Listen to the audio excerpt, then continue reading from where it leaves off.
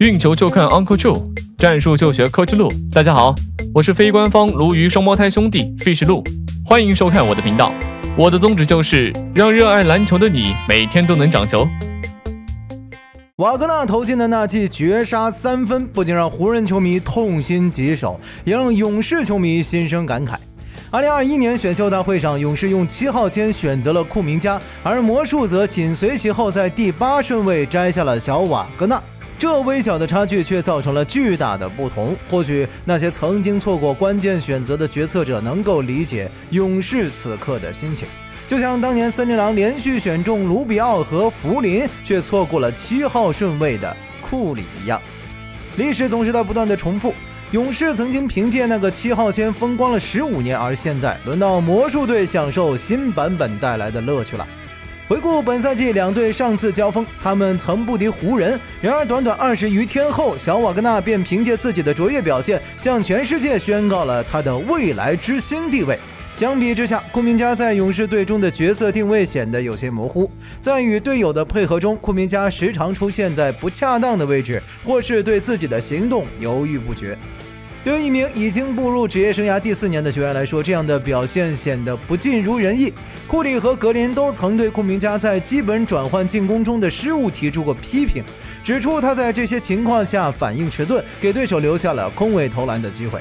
此外，库明加在脚步移动上的不足，也让他在外线防守时屡屡被对手突破。在当家球星班凯罗因伤缺席的这段时间里，小瓦格纳成功接过了球队领袖的重任，带领球队保持了稳定的战绩，未有任何下滑。回顾勇士队近几年的选秀历程，他们确实错失了一些良机，特别是在2020年，他们拒绝了哈利伯顿，转而用榜眼签选择了怀斯曼。而在2021年的选秀大会上，勇士再次错失良机，放弃了瓦格纳，选择了库明加作为7号秀。瓦格纳则以8号秀的身份加盟了魔术，并在那里不断成长。他的得分、助攻和抢断数据在3年内实现了显著提升。然而，由于魔术队并非热门球队，瓦格纳也不是流量型球星，因此他在魔术队内虽身为2当家，却并未引起太多人的关注。当瓦格纳在2024年休赛期签下了一份为期5年、总价值2.24亿美元的新秀顶薪合同时，许多人的第一反应是质疑这份合同的合理性，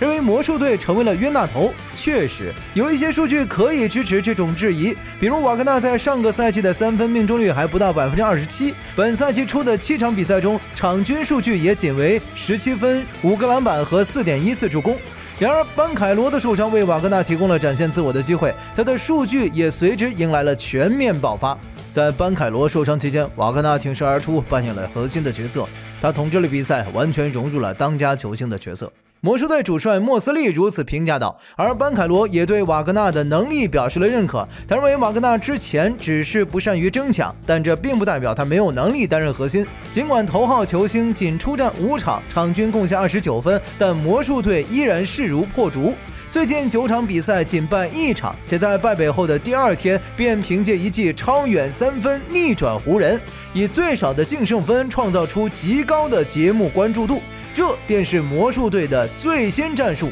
他们利用萨格斯、波普和安东尼·布莱克在外线构建起坚固的防线，同时利用艾萨克、比塔泽和莫里斯·瓦格纳巩固内线，连续2年打造出联盟顶级的防守体系。尽管他们的进攻效率排名联盟前5，但他们依然凭借出色的防守，一步步攀升至东部第3。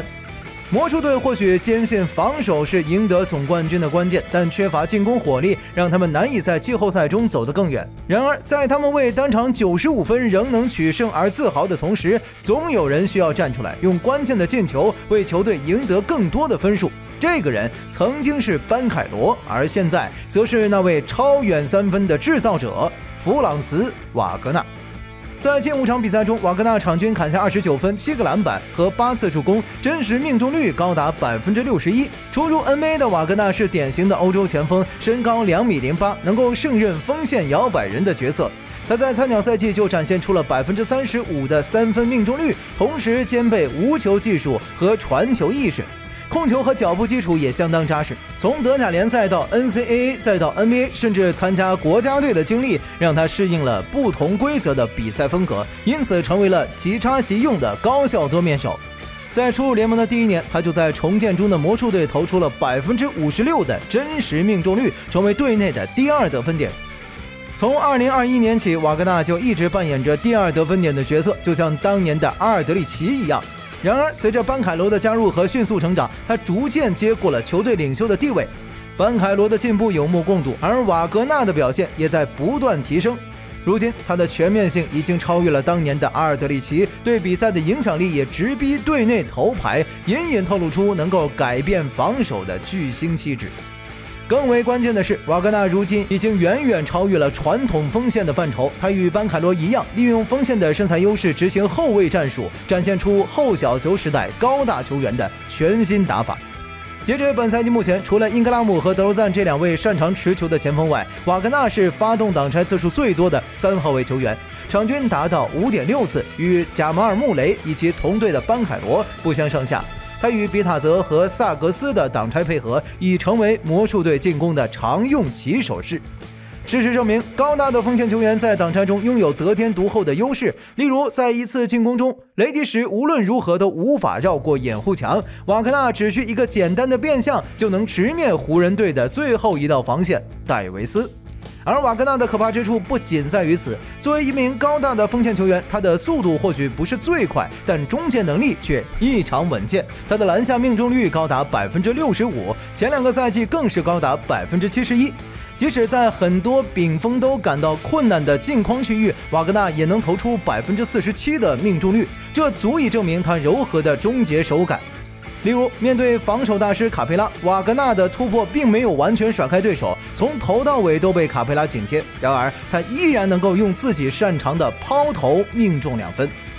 前锋打挡拆并非罕见，詹姆斯、杜兰特和伦纳德等人都精通此道，但很多强力前锋打挡拆主要是为了更好的点名攻坚，而非盘活全队。这也是太阳队急需泰厄斯·琼斯这种组织后卫的原因。然而，对于魔术队来说，瓦格纳的挡拆却很好地弥补了这一缺陷。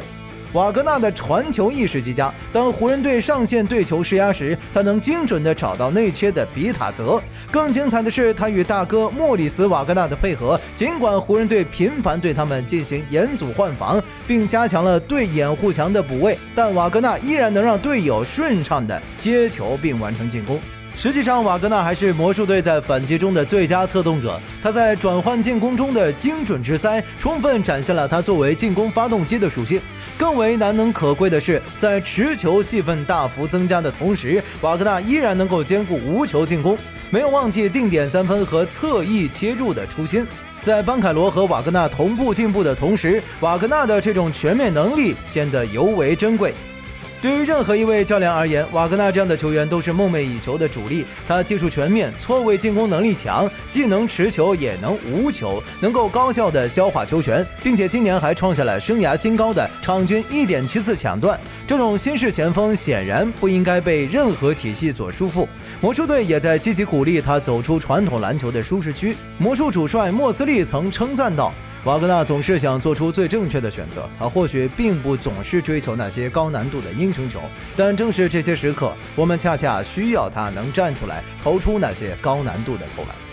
瓦格纳也并未满足于仅仅在体系中打球，在投进那颗绝杀3分之前，他付出了大量的努力来练习运球后的3分投射。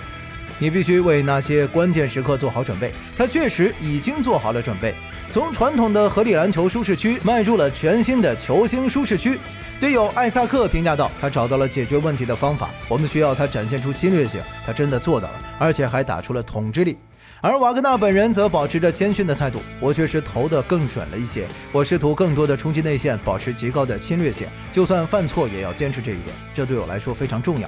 这的确意义非凡。从更宏观的角度来看，瓦格纳的成长极具代表性。他拥有了4号位的身材，却能像后卫一样灵动地发起挡拆。尽管他的身高不如文班那般出色，但作为持球人，他的控球重心掌握得恰到好处，不会轻易被对手抢断。他的进攻主要集中在3分线和禁区，完美地继承了魔球理论的精髓。他既能作为进攻的发起者，也能作为进攻的终结者。无论队友的实力如何，他都能出色地完成自己的任务。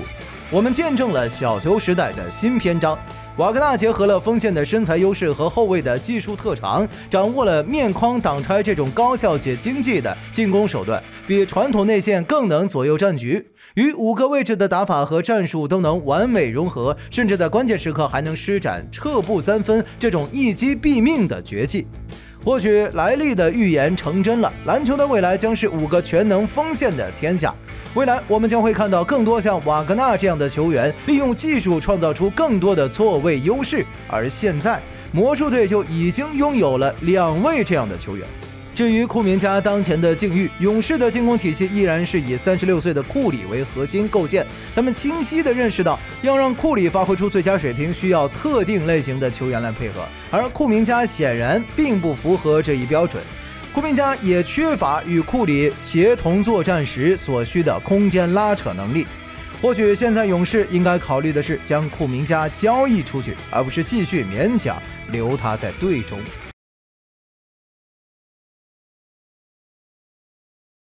以上就是本部影片全部内容了。如果你喜欢鲈鱼的分析，请点点订阅，欢迎来评论区与鲈鱼一起长球。